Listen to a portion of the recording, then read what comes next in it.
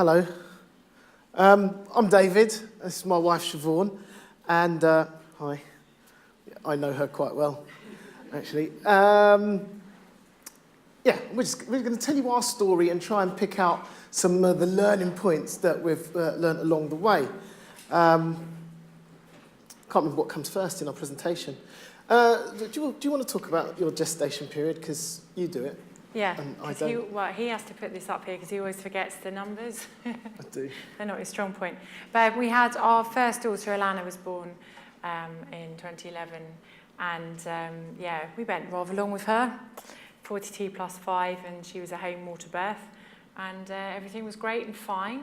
And then 2 years later, after saying never again, we decided that it might be nice to have a sibling for Alana, so we started trying for another baby. And I love it when people say trying for another baby. You know what it means. Unfortunately, we didn't actually get to try for very long, really, did we? All right. Yeah. Yeah, it happens rather easily, apparently. So yeah, we got pregnant again, and yeah, we were really happy. It was an uncomplicated pregnancy, low risk. In fact, we were one of those couples that you see on Facebook who, I mean, the day before, there was a day. He's really dramatic. Can't help it. But it was the day before everything changed. We had the most perfect day a family can have together. It was incredible. And they're the kind of people you see on Facebook and the pictures are up going, oh, we're so happy, and they're jumping in the air. Oh, I didn't want to do that. Yeah. And they're jumping in the air and you just think, oh, go away. That was us. Yeah. And I just remember waking up the next morning and Siobhan was gone and I could hear her downstairs. And apparently the waters had broken and everything was fine. And we called the midwife. It was about 3 hours later. She came, and for me... Okay. Well, just do the next slide, because you're jumping ahead. Okay. Yeah, I was jumping ahead.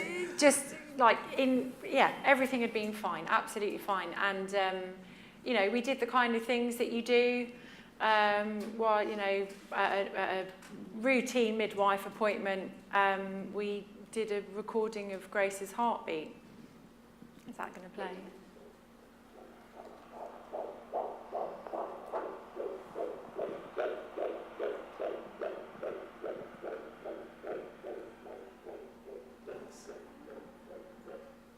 Really strong, really vital, beautiful. I don't know, I can't remember when that was exactly, because you did a few different recordings, didn't you? But, you know, it was all good. And we were only at 41 plus 2. And, my waters went. So I wasn't actually quite sure what was happening, because Alana's waters never broke. She was born in the cool. So I was like, okay. And also I have a bladder problem, so I wasn't sure if it was my bladder leaking or what. I didn't know. But everything seemed fine. I thought I could feel the baby moving. And I was actually in a bit of shock because we were only at 41 plus 2 and we'd gone to 42 plus 5 with Alana. So I was thinking, well, this is a bit early, isn't it? I was preparing for another bum fight. So we called the midwife and, you know, he said, everything all right? Yeah, everything's fine. Felt the baby moving? Yeah, felt the baby moving. So he said, okay, we're just doing a shift change and we'll have our little meeting and then we'll come round. If you've got any concerns in the meantime, ring us back. We were planning another home water birth, so and then Tracy came round. Tracy came round, and for me, I was trying to get Alana dressed, and you know in a movie where things go to black and then they come up on another scene and it's moved on and they go to black and it comes up on another scene. That's what, in my memory, that's what happened. I was trying to dress Alana and then I became aware that the midwife had been looking for a very long time. And then it went to black. But she was just doing, you know, sort of the routine check. She'd done my blood pressure and stuff and that was fine. And she was looking for the heartbeat.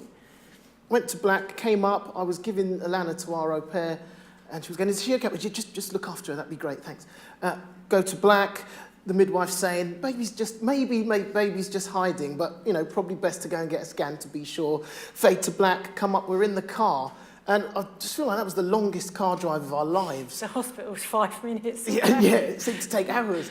And I was thinking, you know, life is hard, but things have a way of working out. And so you're sitting there convincing yourself it's going to be all right and fighting what you know deep down inside to be true.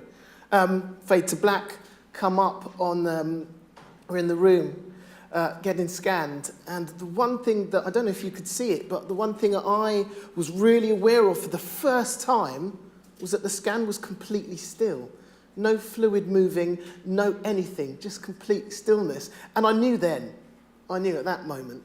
And then she said the words that every woman you hear speak about this, every man you hear speak about this, will say, remembers those words, I'm sorry. And then, I think the shock was, they said, after that, it was like, you know, we need to talk about options. I was just thinking, what options? The baby's dead. We just got to find a way to get past this and get on with it. And of course, you've got to give birth. But we thought, the baby's dead. What? It never even occurred to me that there was still more to do other than to just grieve. And it was a bit of a real sort of shock. Yeah, I didn't have that problem. Yeah. I was quite aware that I was still going to have to go through the process of She's a giving touch birth. cleverer than me, with logic and stuff like that. Yeah. What's next? Well, we went home, and we had it was Kat. Yeah, we went onto the labour ward, and the midwife who looked after us, Kat, she'd obviously read my birth plan and seen what an experience that we'd had with Alana at home, and I think I'd written my plan about how important I felt the water aspect of that birth was for me. I found it really, really, really helpful. And so she came and spoke to us and said, with your permission, I'd like to go and arrange for you guys to be able to use the pool. And on the labour ward in our local hospital, there's only one room with a fixed pool. And she said, it's free at the moment, so if I sort it out now, then hopefully, you know, you can have that room. And this was something they'd never done before with a stillbirth happened. or considered. Yeah. And we'd decided to have an induction to just go on a drip. Because I'd had quite a long latent stage with Alana as well, and I couldn't face the idea of sort of 4 or 5 days of waiting for labour to start naturally. And also I think because our waters are broken, obviously there's the risk of infection and whatnot, so they were quite happy to proceed in that way as well, and so we were able to use the pool. Okay, I'm just going to step us back a bit because there's something that happens just before this bit, and to demonstrate that I'm going to need a volunteer. Wow. Come on then. It's good, because what we're going to do is we're going to get a little bit kinky. Oh, nice. There we go. Steady, I'm getting divorced. Your wife says. Won't stop me. Could you put this on? I'm sure you've done it before. There's a look in the eye, you can always tell. So what I'm going to do now as well is I'm going to just go for some real sensory deprivation. So Okay. I'm just going to put this over your ears as well. Yeah, headphones. Is that okay? Is that Yeah, comfortable? yeah. Excellent. I'm going to get the cable so you don't kill yourself, because that will really Not ideal. not ideal. It's not good. It won't look good in the feedback for the conference. So if I give you that, cool. There we go. I need one more. I'm going to choose you. Can I choose you as a volunteer? Yeah. No, you can stay right. You can standing up would be good, but you can stay right there. So what I'm going to ask you to do is I want her to do a complete circuit of these two tables and come back to the centre. Okay. Now, her well-being is in your hands, right? So you have to direct her just with your voice. Tell her to turn right, to go north, whatever it is. It's up to you, okay, to keep her safe. Okay, so did you hear all of that? Mostly. vaguely, Yeah, yeah. cool, that'll do. So when you're ready,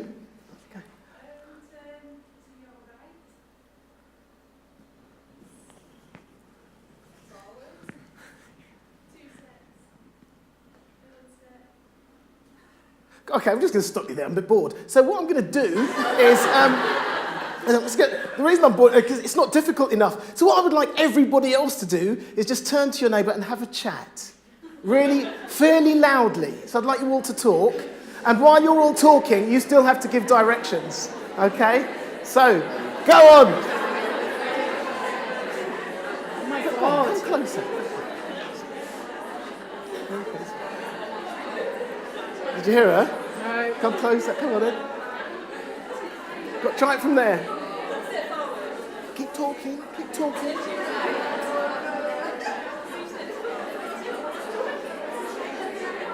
Even louder. Keep it going. Go on. Turn to your right. Oh, she might have said turn to your right. I don't know. But it's kind of really like that. And let's go like that. And there you go. No. Ignore me. I'm just making noise. I'm just having a laugh. It's a lot of fun. Excellent. Tell you what, we'll stop it there. Thank you very much. And we'll take that off. Excellent. Right. What was that about? Come. To give a round of applause to those wonderful directions.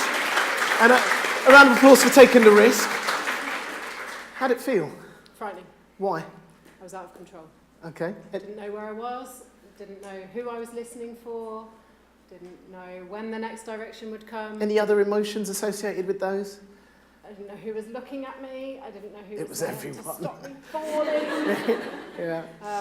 It felt a bit like I was on my own, quite lonely, quite isolated, Thank even you. though I'm in a massive room of people. Thank you very much. Please take a seat. The moment a medical practitioner says the words, "I'm sorry," that is the world we inhabit. Completely and utterly, everything changes. When you try to explain things to us, know that we are not hearing it the way you are saying it.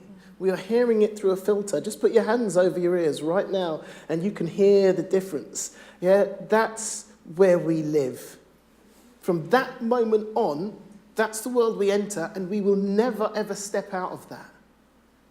Everything changes. The vulnerability, the loneliness you were talking about, that's where we are. That's where we were.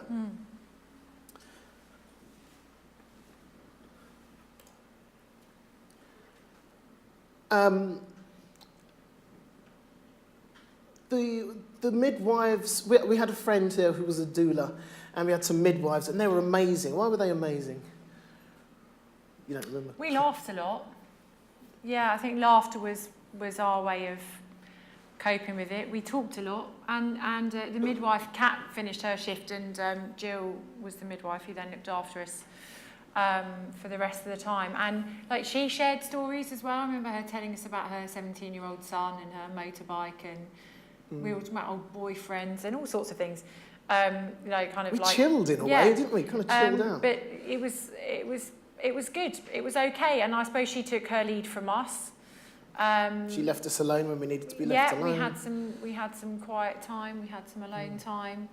And then we went on to have Grace in the pool. Before we did that, and I'm going to just tell you about my wife, is that, now, having seen the difference between induction and natural birth, my opinion is, why would you choose induction if you didn't have to have it? Because I thought the difference was awful. Yeah, it was from the inside as well. But in the middle of those, in the middle of those contractions, my wife turned to me and she said, "I know our child is dead, but I intend to bring it into this world with all the grace and dignity it deserves. And if it's a girl, that should be her name." Which is why she's named Grace. And then she looked at me and said, "If that's all right with you." I'm like, really? Whatever you want. Yeah, that was really, really, really important to me. The birth experience was really important to me. It felt like that was the only thing I could really do for her in that moment was to try and give her as much as possible the birth experience that we'd planned for her to have as a live baby. And you know, even though we knew that the outcome was, we knew what it was going to be. It was still very, very, very important, and we managed. We're in the pool with a bit of gas and air, and quite a lot of noise.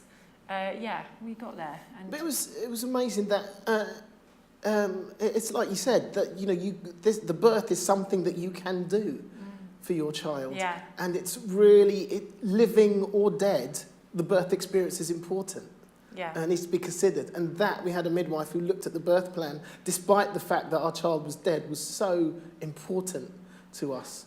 And as you can see, Grace was born beautiful, perfect, Big, really 4.1 kilos. It's big. just without breath. And we tried to keep it normal. Yeah. In holding her, having her sort of skin to skin. I remember holding her after Siobhan, and she was still warm from Siobhan. And just for a moment, I was convinced it was a joke, some kind of joke, that I could still feel her warm, and I thought any moment now she was going to breathe or open her eyes. And it's that thing you find from so many people talking about wondering about eye colour and never knowing, and kind of saying, go on, open your eyes, please open your eyes, or breathe. I thought it was a joke, and she didn't. And the reality of that, it's really weird that you have these things where you know what's happened, and then you know what's happened again, and then you know what's happened again. Or then you remember.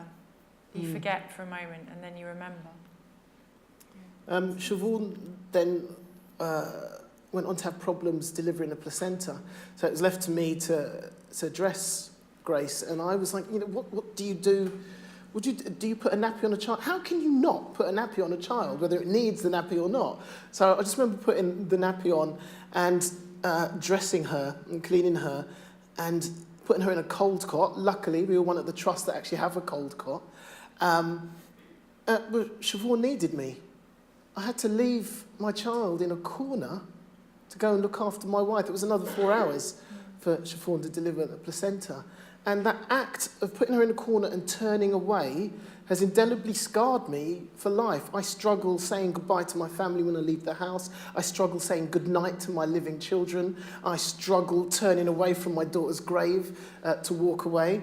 That urge, that paranoia that is now part of my life at bedtime, as you're going up the stairs, you go, I wonder if my children are alive. And it's just one of those normal, everyday thoughts now, and you try your best not to wake them up while trying to discover if they're still breathing, because you really don't want to wake them up, but you do need to know that they're alive. And that's just part of your routine now, and it's, yeah. Next.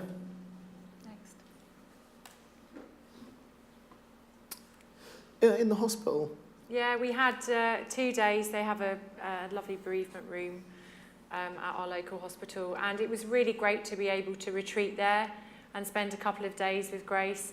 And it's just next to the labour ward, so we weren't sort of right on top of it. And but we were right there and then the midwives were right there if we needed anything. And we had a little bit of time to spend with her and make some memories and cry a lot. And a friend of ours came and took some photographs, which I'm so glad. I'm really glad that we've got them. Definitely. I think it is part of your, just to take my quote back from Chris this morning, where it said that when you're in the caring profession, you can't be okay. No. There's no such thing as okay. You will drown in the sea of mediocrity and never be remembered if you're okay. You're only good or you're rubbish. And that's, you decide which one you are. And we will remember you for one of those two reasons. Yeah. And that's on you. And I don't say that lightly. I walk into this room and my heart is full of joy and light and inspiration to see you all here, but that remains a fact nevertheless. Because you are gatekeepers of our grief at that moment. So Sophie was one of the midwives who looked after us in those days after. And Tracy, who was our community midwife who'd attended us at home, she was in shift on hospital the next day. She came to see us again. And cried with us. Sophie cried with us. And that was lovely. It was just really, she was sharing in our grief. It didn't take away from our grief at all. She also shares the same faith as us as well. So we had a faith conversation that was really helpful, and she got the. Although my priest was going to come down, he couldn't come down to that evening. She got the hospital chaplain to come down, and we said some prayers, and it was really, really, really nice. It was, a really important time, and we did some handprints and footprints, and I think Some family came. it also is beholden on you to find out, to know what your local resources for bereaved people are. Yeah. Know where you're going to signpost people to. Go have a look. The Butterfly Awards, for those who don't know what that is an award ceremony for those who have survived stillbirth and for organisations that support them. And they have a category called Cherished Keepsakes. And if you just go on that website, you'll see all the organisations that have been nominated that provide these keepsakes. Yeah, that wasn't intentional. You'll see the organisations that provide these things. Start making a list of ones that you can have ready. There's a lot more stuff I think we would have done if we'd have known it was possible, but we didn't, and we had enough to think about. And unfortunately, nobody signposted us in that direction at that time. But there are things I see now, and I think, oh, I wish I could do that. Like Kirsty mentioned, like maybe doing something with breast milk, or that kind of thing. Talking of breast milk, when I asked about breast milk, the standard response was, oh yeah, we've got a pill to stop that. I was like, no, I don't want to stop it. I want to express and donate. And nobody could help me. Nobody knew what to say. And I mean, looking back on it, actually, that was a real shortcoming, because there must be nurses somewhere there helping mums to express and donate in the neonatal ward or whatever, you know, oh, maybe I could get someone from there to come and chat to you, or just even the nurse, the midwife with this, you know, who's the lactation specialist or whatever. Because first time round I'd had a baby to help with that, and now I didn't have a baby. I needed to know what was going to happen. And nobody even knew where I could donate milk either. But I'm a bit of a stubborn person, really, so we sorted it out and we did it ourselves. But, you know, actually for me that was really important. It was something that I wanted to do anyway, and I had hoped to do with Alana, but we had such a difficult breastfeeding journey, I didn't manage it. So I was planning on doing that with Grace as a live baby. So when she died, I really felt it was really important to me to express and donate, because at least I could do something with what should have been hers. And so we sorted it out and found a place to donate at a milk bank at St Thomas's, and sorted that all out. And over 3 months, I expressed and donated 20 litres of milk that went, I think about 14 litres or so went to St Thomas's, and then there was also a mum at my local church who'd had a baby a few weeks before we had Grace, and then she was feeding and everything was fine, but then she'd had some retained placenta and had to have an operation and blah, blah, blah, and she'd had to stop feeding. And so she had 7 litres of Grace's milk as well. And that was really, really, really important to me. And I think it's, you know, the feedback that we've had from talking to other people is that it's not something people ever really consider. And actually, it may be something that in that moment of grief, some mums might not consider either. But even just a suggestion that it's possible and that other mums have done it and found it helpful. And I know I'm not the only one, but for me, it was really, really cathartic. And in those few months, it was really great for me to be able to say, oh, I need to go and express now.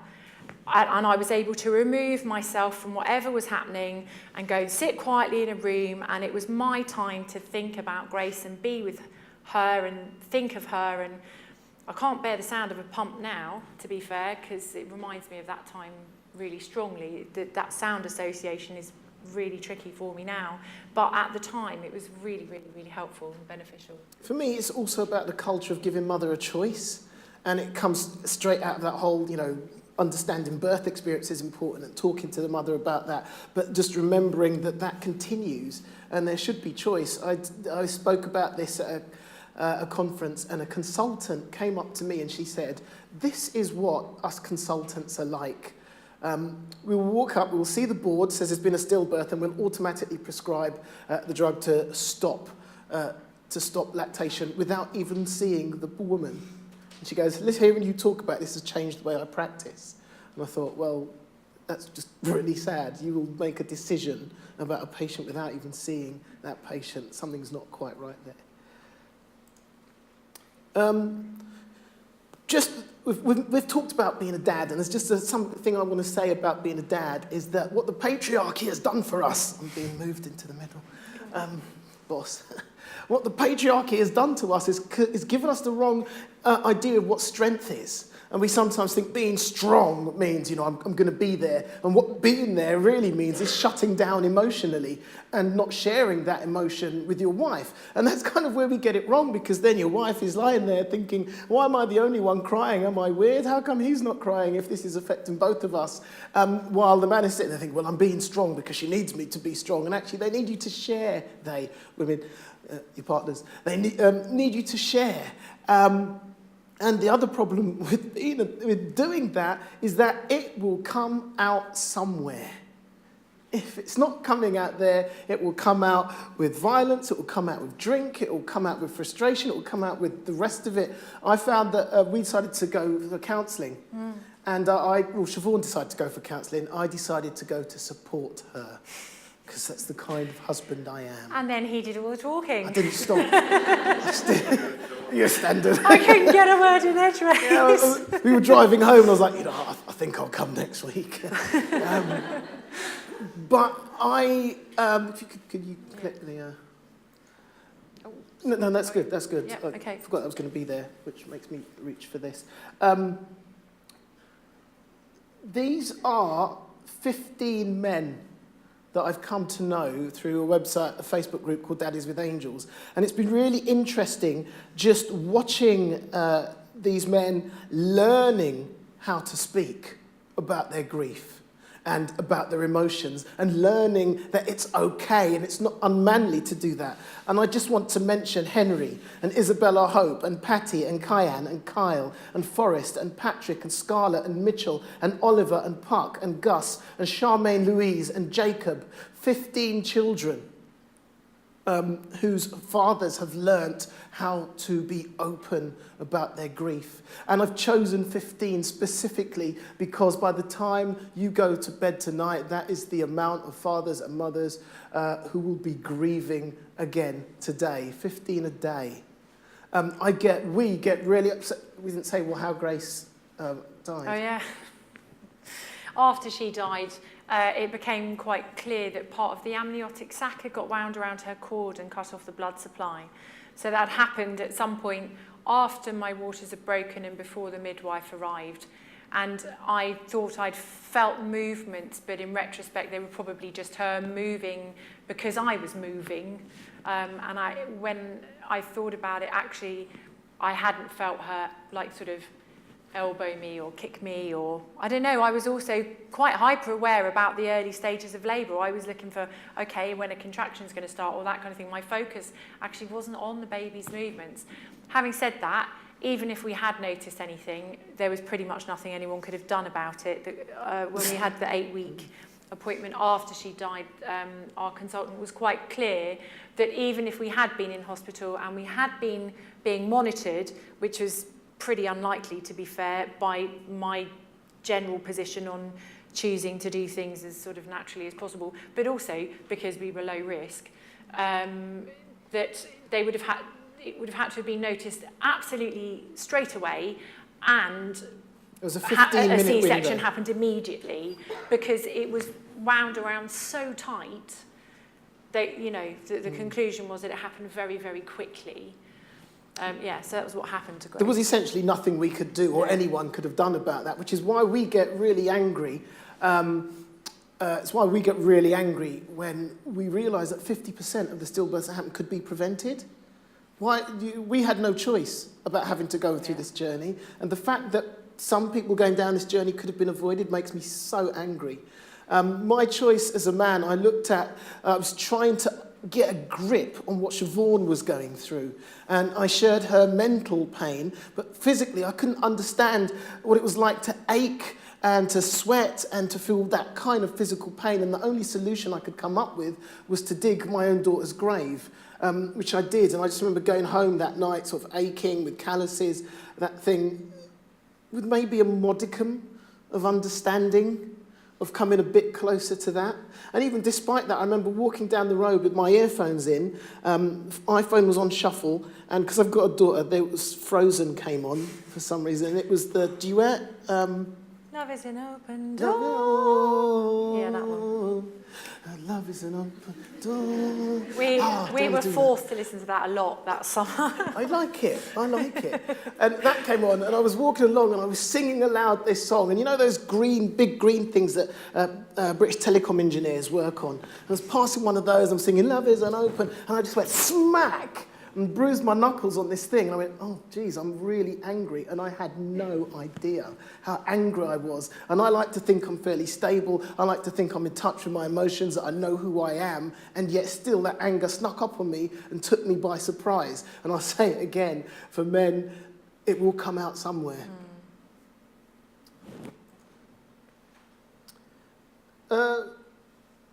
Lots of people have talked about this, so we won't stay on this, but memory making is the most important thing. It's that thing of encouraging, finding that place to encourage parents to hold their baby. A lot, they say they don't want to. We didn't have these made for about 2 years. Yeah. Until 2 years after she died. But we'd at least done the fingerprint impression, so we could do it. And I mean, even then, that was a very late in the day thing, and our funeral director had done it. And actually, my mum and my stepdad were there because my stepdad works for the funeral director, and they said it was really, really, really difficult. And I said, my mum was really worried that they didn't come out properly, and I said, don't worry, mum, we've tried. That's all we can do. At least we haven't missed that opportunity. But as I said, there are things now, looking at some of the memory-making things that you can do, that I wish we'd had time to do. I love that they're indented, though, because it's the fingerprints, they're indented. It just feels like you're holding a hand sometime, and it's just... physical, it's powerful. It's you just can, so important. And Alana and Kira actually both really like them as well. So Kira, who's our rainbow baby, often while she was breastfeeding, she would play with the necklace as well. And Alana often comes and looks at it and talks about it, and yeah. I know what I was going to say. No, don't go back. Sorry. Oh, go back one. Sorry. Yes, yeah, just there we go. What I was going to say, which I completely forgot to say, was what is really useful for us, and it's really good for you to know, is what happens to a dead body. Because we didn't know. And we had our time with Grace, and we went home and we decided we were going to come back the next day. And we came back, wanted to hold... I can't remember... The period between Grace dying and the funeral is a complete haze for me. So if I get the timings wrong, actually it's probably because I'm just rubbish with timing. But there was one day we came back and picked her up, and she felt like a porcelain doll. Her skin had gone really weird. And I don't know if you like horror movies, but you put a porcelain doll or a child in a horror movie, and I'm done. I'm out of there. I'm getting out of Dodge. But she felt like it was the most horrific thing I could imagine. And I just wanted to put her down. I didn't want to touch her. I didn't want to see her again. I didn't want to remember her that way. And I wasn't coming back. Yeah, but I needed to go back. So I said, well, you've got to come with me. And then by then, she'd softened again. She'd gone back to normal. And I really, really wish I'd known that. You know, a little knowledge will mitigate a lot of unneeded trauma in that time. And the thing about trauma is that when we left the hospital holding hands, because we do every now and again hold hands. That's how the whole thing started in the first place. But we left the hospital, we were holding hands, and I was looking around, and I noticed Siobhan was looking around as well, sort of independently of me. And we just looked at each other and went... Does it look different to you? Does everything look weird? Everything had changed. Everything had changed. It all looked weird. There is some research, the validity of which I can't speak to, but there is research that says that the epigenetic nature of the nature of trauma causes epigenetic changes in your brain chemistry. It actually affects you on a fundamental chromosomal level. It's not that things have appeared to change. You have actually changed on a cellular level because of the trauma that you have gone through. Colours look different. It was weird. Is it weird then that I felt the same the day we got married?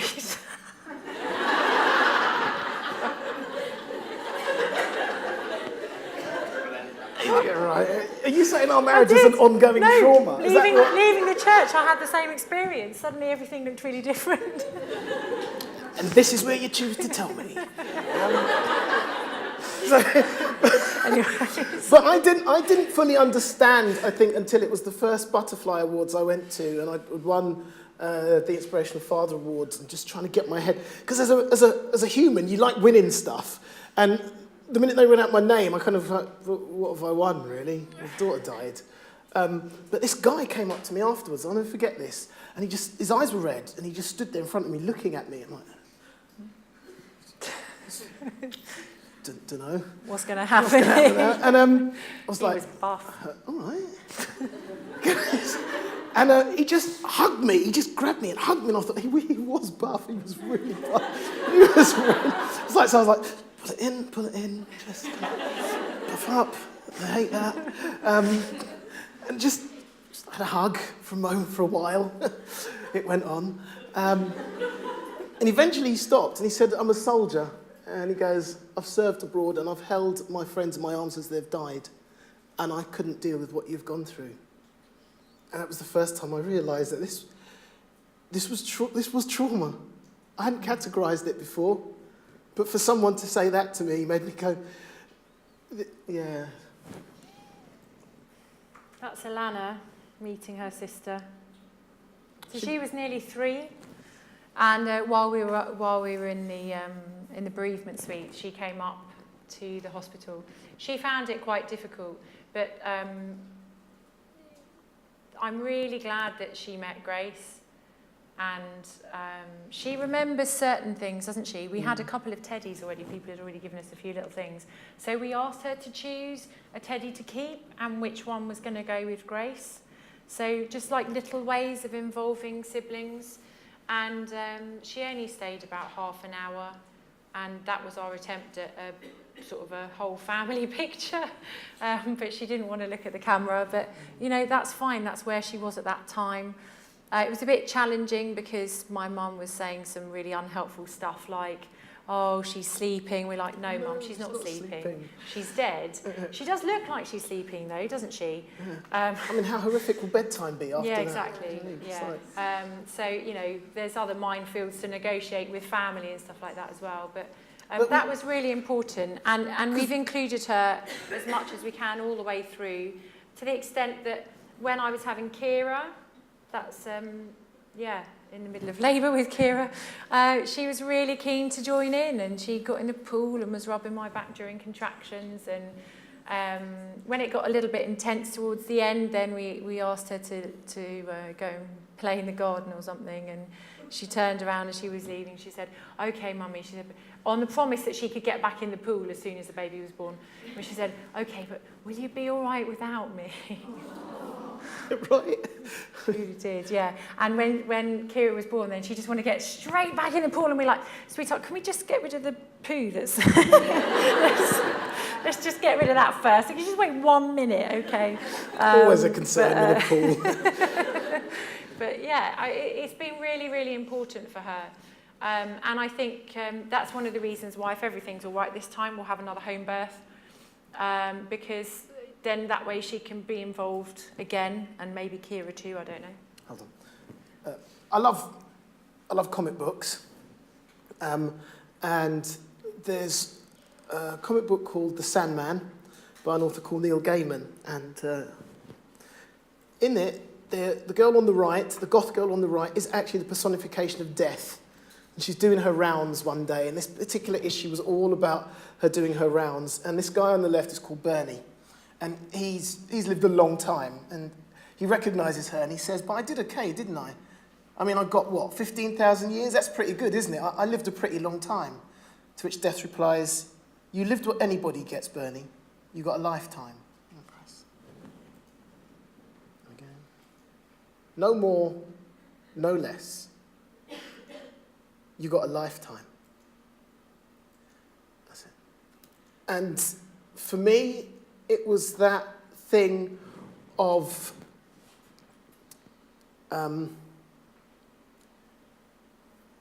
we often talk about the fact that we didn't get to make any memories with our children, that we didn't get to spend any time with them.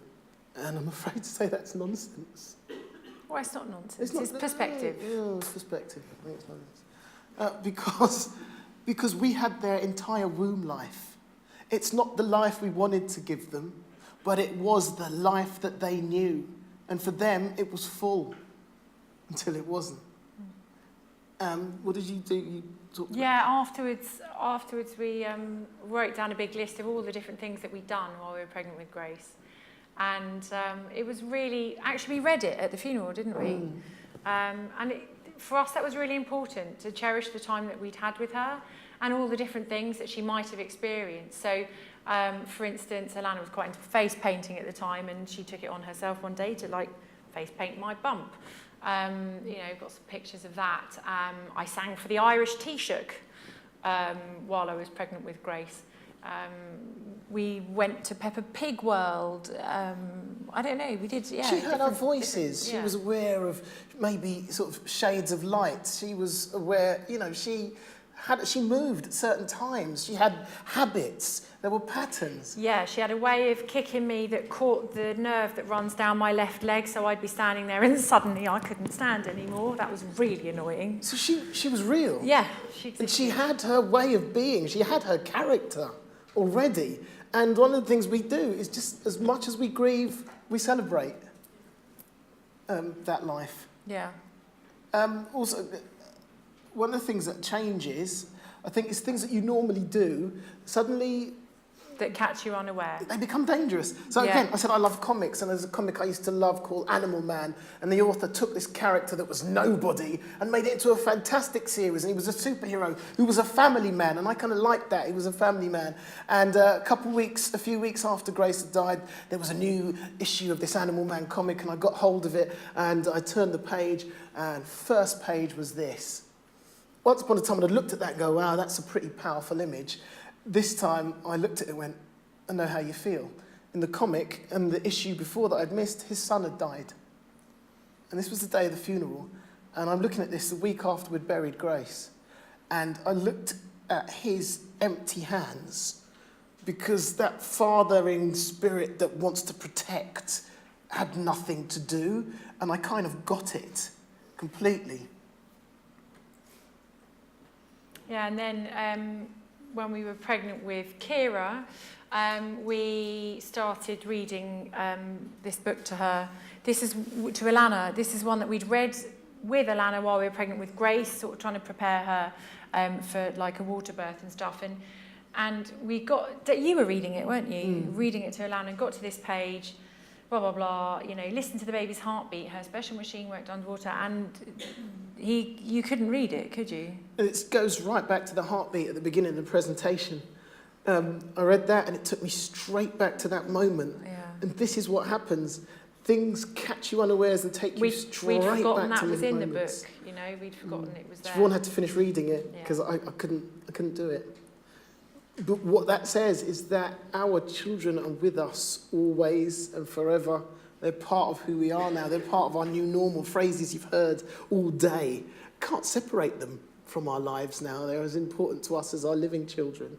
I just remember talking to a woman who was in her 80s, and I was telling her about Grace, and without missing a beat, she said, my Harry would be 41 this week. She knew, 41 years later. She was in no doubt. There's also the thing about siblings. I was speaking to a group of counsellors, and there's a woman there who was really struggling, and she said, 23 years ago, my niece died.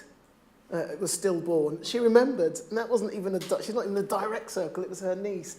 Siblings and family feel it too. And this is where we are, left with mementos that could, for a moment, fool you that the children are alive. And we fool ourselves every now and again, I think, and just kind of forget that they're not, and then you remember that you are a bereaved parent. Anything you want to say? It's so important for you to understand that your responsibility is huge. You stand at that place where you can mitigate our grief as much as you can. The key to it is just loving humans, actually. That's the key. What do I do? What do I say? How do I act? Just love humans, and the rest will follow. If it helps, think, what if it were me? Don't say any of those things that would really annoy you. Yeah. Say the baby's names. Say the baby's names. Yeah. Say their names. Say their names. Be normal. Yeah. We have lost. Oh, look. We what have curly lost. hair she had. Yeah, hands. Wow, yeah. Her hands, you can't really see it on this picture, but it's one of the reasons I love this picture. Her hands exactly the same shape as David's hands. You know, like just, oh, look at her hands. You know, does she have any family features or, you know, yeah, normalise it as much as possible. Or, you know, doesn't she look lovely today? Yeah. How's she doing today? Yeah. You know, give us back Sounds a silly. modicum of normality. Really important. Give us back as much power as you can. And that's not going to be much because we are powerless. Anything you can give us back will help springboard us into that healing journey that we are about to take. We shall leave you with a spoken word piece that I wrote. It's really weird. I tried to write another one. I was on the plane to Washington, D.C., and I thought, I'm going to write another poem. And I sat down in the dark and I started writing. And when I looked down at the page, all that it said was, I want my baby. Just again and again and again. I had no other words. I just wanted my baby. And I was sitting there in the dark, just crying. I've got no problem with crying. I'm proud of my tears. It's kind of my policy that I'm talking and I cry. I don't wipe them, especially if there are men present. I need you to know that my tears are part of my masculinity. But that time, I just wanted to be in the dark and just cry because I wanted my baby. But this piece kind of says everything, really. Let's leave that there. Where is this then?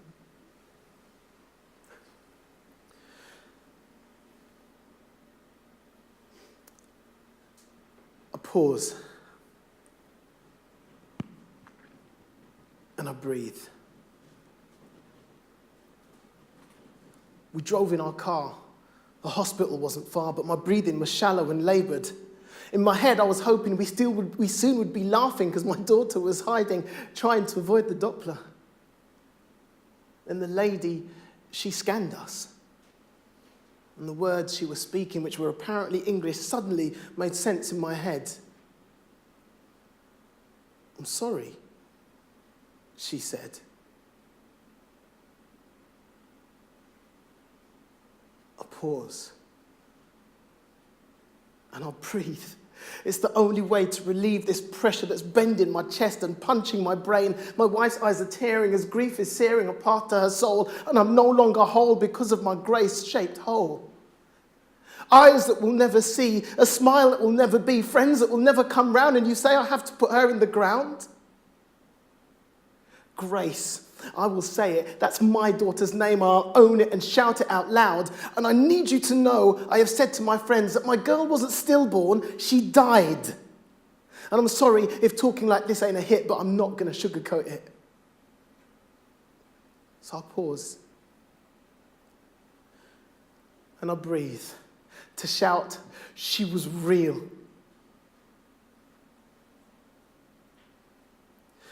I'm not ashamed of my dead child, whose grave I dug and created, and neither should you of your dear beloved, for they lived for a while and we were elated. Before their bodies were laid in a tomb, they had life in a womb, incubated.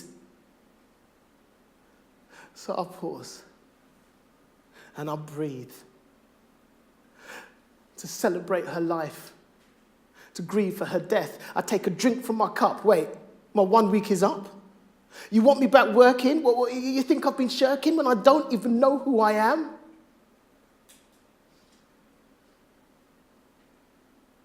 So I pause and I breathe to shout, she was real, to uplift my screaming brothers and sisters. We are parents, no doubt, and it needs to be said that the time for the silence has shifted and the MPs sat and debated. Yes, brave brothers spoke, but has my anger abated? Because so many seats were empty, like my heart when my daughter left me. So screw the taboo. Let's stand up with pride, tell the world of our grief.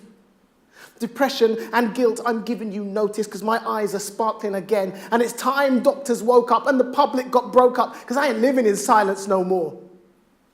See, the quiet inside is too loud to contain. I have to do something, I just can't refrain. So I pause. And I breathe. If this continued oration makes you want to sigh, then remember that over 2,000 babies a year didn't have to die. So to all my parents whose pain I hold up high, get ready because here comes my battle cry. I am a parent. And just like my daughter, I pause. And unlike my daughter, I breathe. I pause. And I breathe. Pause, and I breathe. Thank you for your time today.